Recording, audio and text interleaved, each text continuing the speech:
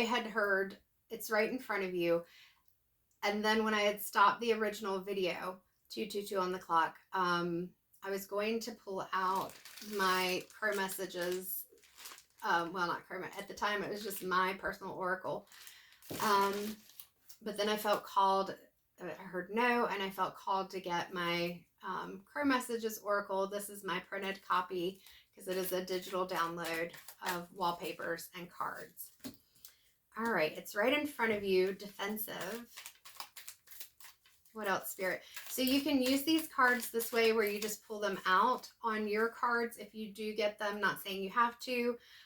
Defensive is an emotional state. So there are 4 energies. There are needs, emotional states, roles, and guidance. So you can separate them out and pull like a card from each. There's a guidebook that kind of walks you through that if you want the guidance, but I'm all about self-trust. So just use it how it fits for you if you get it.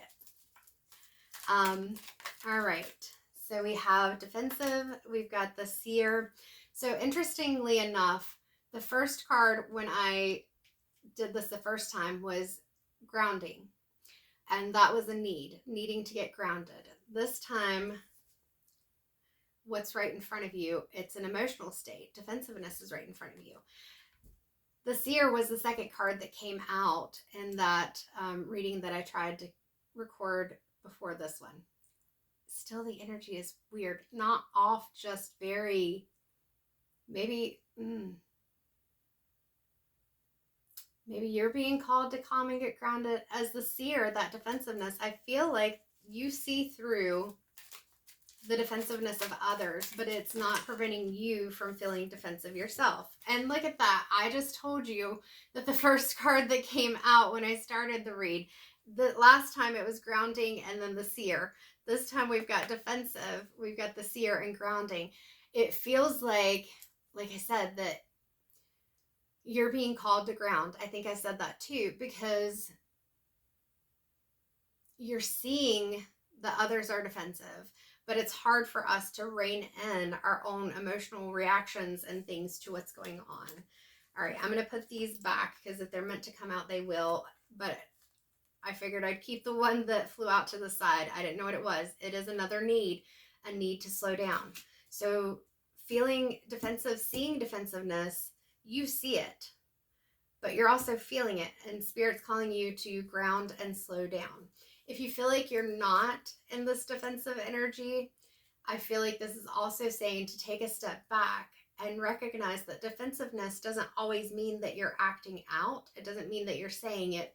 It can just mean that we're on guard, that we feel like we have to overthink or over-explain. Now I understand why I felt like I was like over-explaining everything when I started the last time, and I felt like that was a weird energy, and that I'm feeling it this time. So this is why I say I try not to restart, because usually the message is going to come through, but I overthought it. So yeah, so it's pulling back and thinking, am I feeling defensive? Do I feel like, and this could be that somebody is challenging your intuition and the things that, 555 on the clock, challenging your intuition and the things that you feel like you know, or that you know, but they're like even when I said that 555 on the clock, it came out kind of weird. And I was like, ooh, that sounded weird. Why did that sound weird? And then it was like, why are you judging yourself, Rebecca? And yes, while I'm doing that, all of those thoughts, all of those personal thoughts still went through my head. And so Spirit's saying, slow down. It's time to kind of take notice of your thoughts and what's going on, because this is a situation where you are likely mirroring the other person, whether you mean to or not. Something within their defensiveness has triggered a defensiveness in you, or it's triggered some type of emotion that maybe you feel like isn't even typical for you. But at the same time, I don't care how far we've evolved or whatever has happened, that inner child is going to come out at times, especially when situations feel familiar. And we are going to be in a situation where we are mirroring things that even we may feel like, this is childish. Why am I feeling this way? And it's because love. bottom of the deck, love. If you love someone, and notice how I didn't choose it this way, but even with these two crows here, there's one that's looking at the other one and the other one's looking off in the distance. Love is not always this beautiful thing where everything feels like it's in harmony. Sometimes it does feel like discord. That's part of our knowledge there. And with that knowledge, that skull, for me, it's kind of taking in more information, looking at things in the past in order to gain knowledge. With the flowers, that growth is a part of that knowledge. You can't go through life without having any difficult experiences and learn from it. If you don't have difficult experiences in life, you're not going to learn things that you know. It's not that I wish difficult experiences on people, but growth often, think of the lotus flowers, comes from difficulty. And it's about how we handle it. So let's see, where are we going with this? Let's go to the Chakra Wisdom Oracle. I think that's Tony Hartman.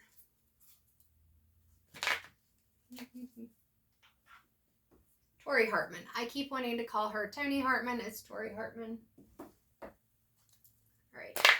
Shuffle. Ow. Only that time, because that did hurt.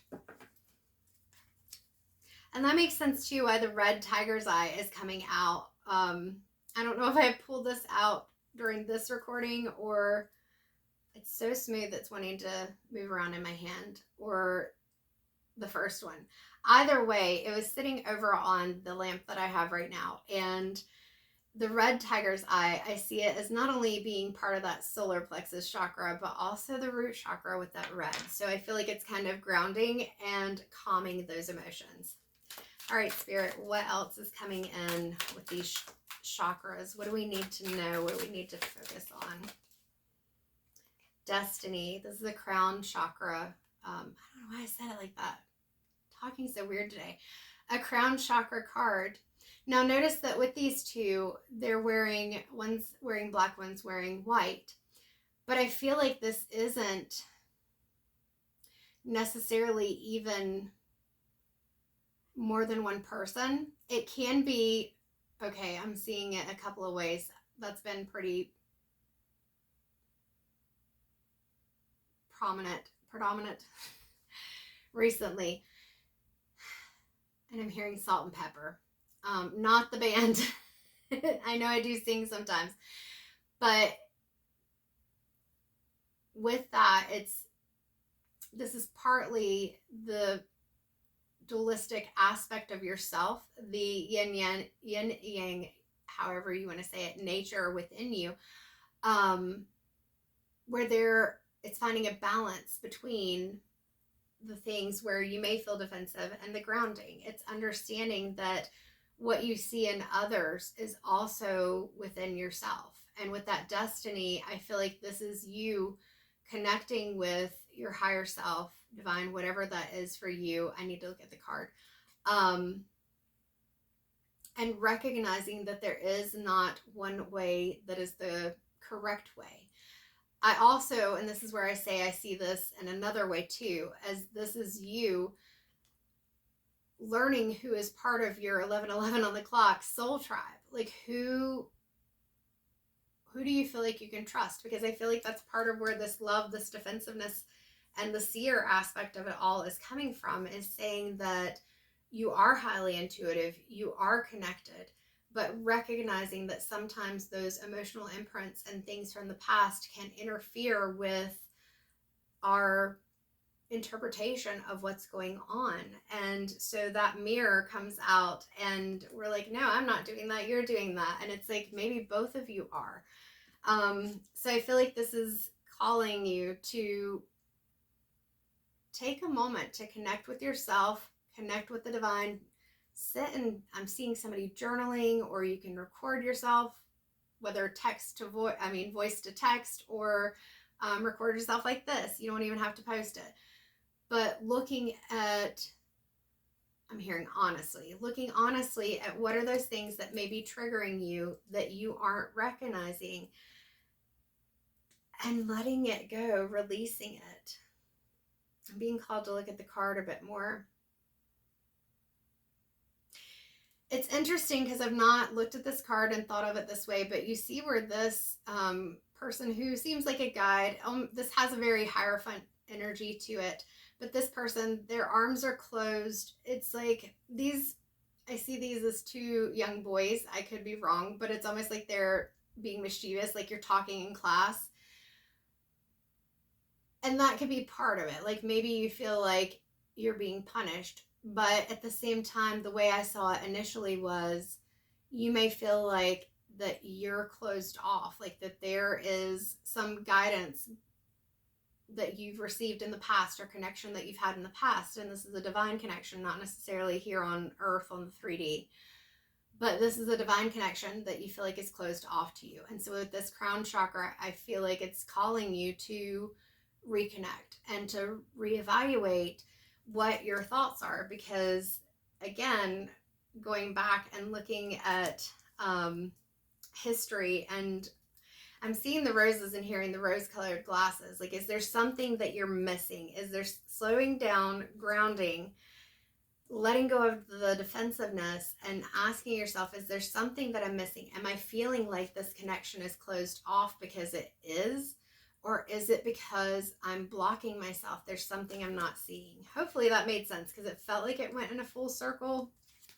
I'm being called to look at the colors of the robes. So on the one that looks closed off, we have a blue robe with a green belt or sash and a green cape. So you may feel that part of this aspect of you, 1414 on the clock, that's what it feels like, an aspect of you is that your throat chakra and your heart chakra may be, especially if we're in that defensive mode and love is coming out, more closed off. You may be less likely to communicate how you feel or communicate things from the heart, or maybe you feel like you've put up a wall. And this other person, their robe is more of that indigo. There's a softer aspect of it and then a darker aspect of it. And I feel like that is just, again, your third eye is open, but you being focused on connecting, but connection with yourself. I feel like that's a big piece of this right now. And that, it looks like there's a portal up here on the side. And I don't feel like that's necessarily a literal portal, but I feel like that's I'm hearing through the looking glass. So I'm feeling like that is the mirror aspect. You being able to recognize the mirror is you being willing to step through the looking glass to really see things from a different perspective. Because it's like, what I'm seeing right now is like a funhouse mirror, and that the image is distorted. And that's that defensiveness. That defensiveness is creating a distorted image. Okay, words are not wanting to come out now. All right. Anything else from the Chakra Wisdom Oracle? Forgiveness. And with this card, there's definitely that inner child aspect. I don't know spiritual significance of a rhinoceros, but look at how cuddly that is. So why can I not say that? Rhinoceros. I'm pretty sure that's correct. But when we think of them, you could think of them as really dangerous. Like I'm thinking of the message channeled through Shiva from the Divine Masters channeling. And I was given the image of a tiger and an elephant, and it was back and forth. And the message was about how the elephant actually could be seen as stronger than the tiger by sheer size. But the elephant's not focused on that. The elephant is not coming out and intentionally, unless provoked, trying to assert their authority through size. A tiger is not necessarily going to try to attack unless there's a reason, like it's hunting or it's being provoked or it feels like it's in danger. So I'm not exactly sure the significance of this. I could pull out the guidebook and we'll see. But especially where it's got that violet color, I feel like it's just calling you to allow yourself to soften. Just the way this just looks so cuddly, and the the lighter color, just like on the robe of this guide here, the lighter color that's on here, that violet, that crown chakra connection. And then the little child has on blue. It's like reconnecting with your voice and being able to speak your truth through that forgiveness and that softening, and seeing things through a different perspective, instead of seeing the rhinoceros as something that is intimidating or scary, especially the proportion size wise of this child to this rhinoceros. It's this child's like sleeping on the rhinoceros. I don't know how many times I feel like I want to say that word. Okay, so I am being called to look at the guidebook for that forgiveness. I feel like I explained it fairly well, but at the same time, I'm looking at the guidebook, there's an additional message, and I definitely respect the fact that these guidebooks are here for a reason. All right, there it is. Forgiveness. Now I've got the hiccups. All right, I'll hold that up for you since it is out of the camera right now. Rhonda Rhino from Amethyst. We never forgive others, only ourselves for having judged them. That comes back to that defensiveness in the mirror. The legend. In the town of Amethyst lives Rhonda Rhino. She doesn't take her mother's drinking problem personally, but she dreams of becoming a beloved family pet. One day, gunfire rings out. Rhinos scatter, and a small human child is caught up in the chaos. Rhonda picks him up and runs to safety. Humans discover the pair curled up asleep under a tree, and they I would have trigger warned you, but it's been a long time that I've had this deck and read through it, so I didn't remember. Please excuse me. So they use harmful means against Rhonda with a sleeping dart. Okay, so maybe that's not as bad as I thought it was. So I guess I'll just read it. So they shoot her with a sleeping dart. When she awakens, she is in a garden with the little boy and his family, Rhonda's new family. Okay. Obviously, it has been a long time that I've had this deck. I think it's one of the first decks that I got, even before I leaned into doing tarot. I wanted to do tarot for a long time. However, back then I had a worry, especially walking between worlds, and I feel like this is important for me to share for some reason, of how people would feel. And I also was in a defensive situation of love that was an unhealthy and very toxic, I'll just put it out there, marriage. And so I feel like that is where maybe there's a reason that I am telling you that. They had a lot of inner child things that I thought that I could just love away, and you can't.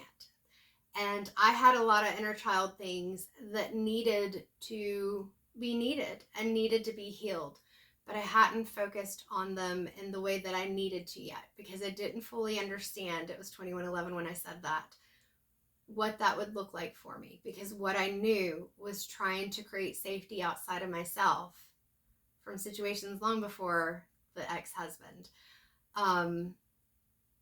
instead of creating safety within myself. And so I feel like that's important for what we're talking about right now.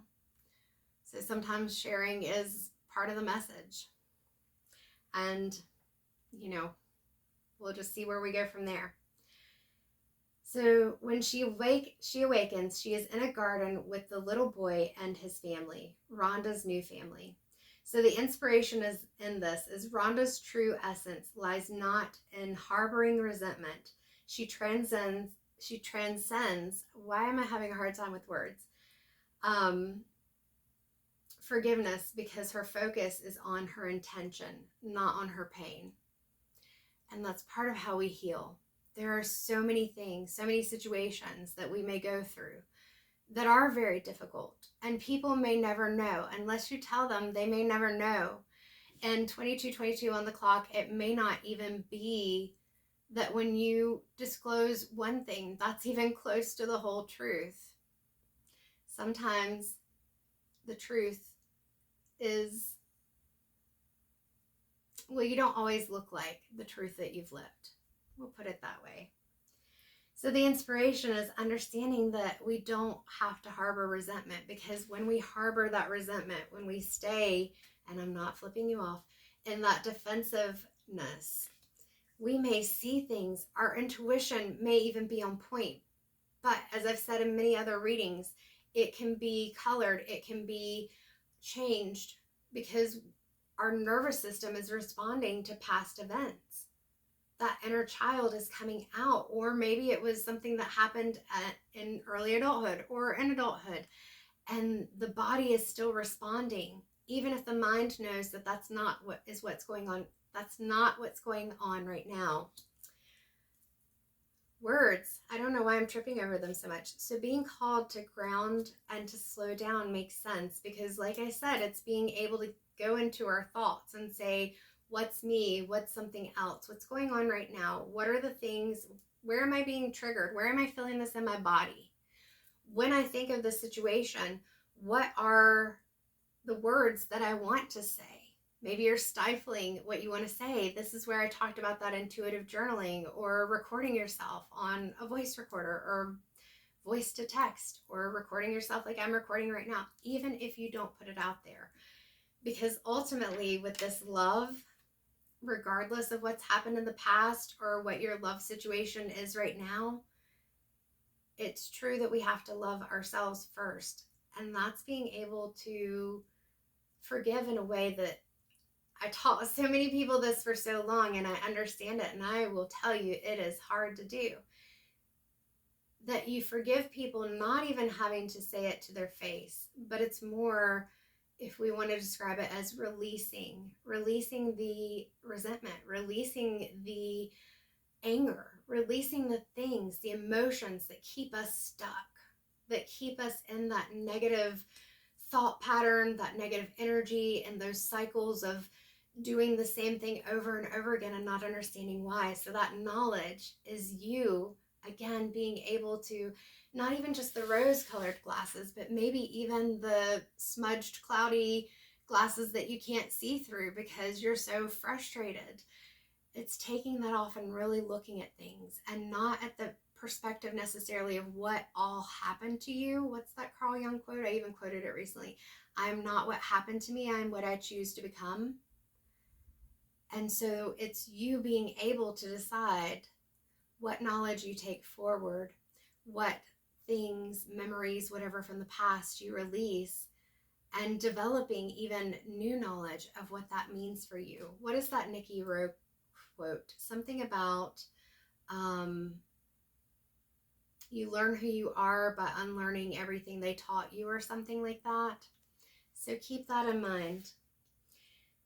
So a personal inquiry that may come with this card, this may be a time of family healing. So it may be family, it may be friendships, relationships, whatever. Can I forgive myself for loving people who hurt me? Ooh, that one may even get me in the feels. That's a big question. And that love card is sitting right there. Can I forgive myself for loving people who hurt me? That's a hard one, isn't it? So keywords are belonging, self-forgiveness, which is what I was talking about, and fulfillment. So there is a meditation suggestion, and I will read through it for you. If you'd like to follow along as I read it, you can. And if not, that's okay. So take a deep breath, exhaling all that does not serve you. Bring forward someone you are struggling to forgive. See them as a small child. Allow them to reach out to you. Notice your reaction to them. Which deserves your energy? Holding on to your dream or holding on to the resentment? Like I said, forgiving or even doing that meditation, it doesn't mean that you have to actually reach out to someone. It doesn't mean that you have to give a lot of time and energy to them. It means that we become more aware of 27:27 on the clock, ourselves, how things are impacting us, our triggers. You can't change other people. You can't change the past. You cannot change their behaviors. We can think that we can love the hurt out of them, love them until they do better, know better, act better, whatever it is. But the truth is, we can't do that. And part of our healing, part of our lessons in this life, especially if you're one of my fellow empaths, is being able to recognize that you matter too. And what happened, it's not right. Even if you know the reason that it happened was whatever from their childhood. So it's being able to have compassion for the experience of others, but also to have compassion for yourself. And to understand that it's okay to release those negative emotions and have your boundaries. And the boundaries are part of what helps you to move forward in that more cohesive way. I still definitely see this as the duality, the paradoxes that may exist within ourselves, that you can be kind and also be upset at people, that you can be an empath and also have healthy boundaries. All of that can be true, and that you can forgive someone and never even talk to them again. It's about recognizing what is going to be most helpful to you. So I felt like I was going to stop there, but I'm being called to pull a card from the Work Your Light deck by Rebecca Campbell. So Spirit, what's kind of a final piece of this for whoever is watching and this is resonating with? What's the final part? Inner temple, devotion, tune in to the portal of your heart. This is definitely a reconnection to you. You are the seer. And forgiving yourself for even knowing that you saw the red flags. You saw them. And allowing yourself to recognize that the big heart, the person who looked past it, who cared anyway, does not make you wrong. But again, you can't love it out of others, and you have to look at yourself, and that's hard. We have to look at ourselves and say, what do I need?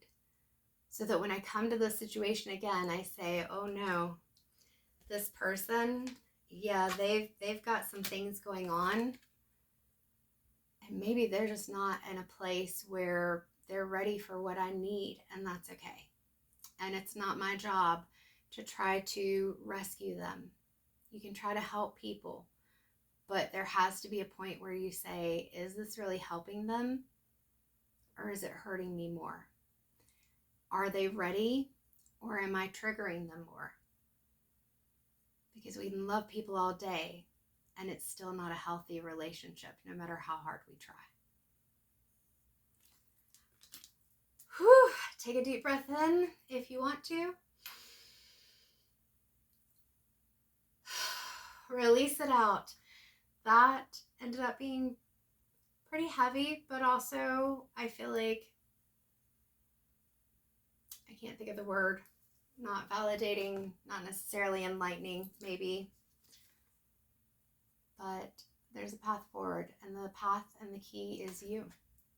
So I encourage you. I know that was kind of heavy. I'll try to put something in the description to indicate that this is a heavy one, but it's also a really necessary one for all of us. And that includes me.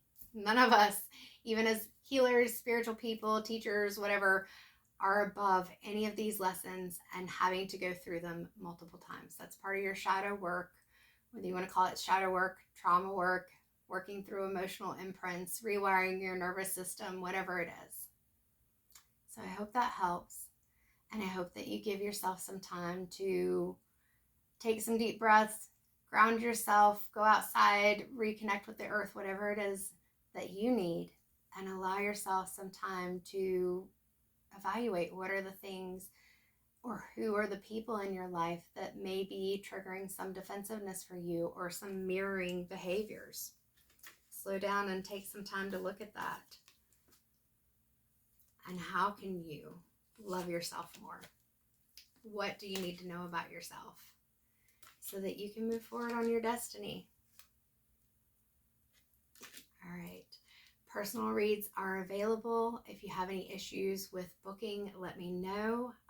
Email is empathicrow333@gmail.com, and the booking link should be in the bio, and I will try to remember to put it in the description.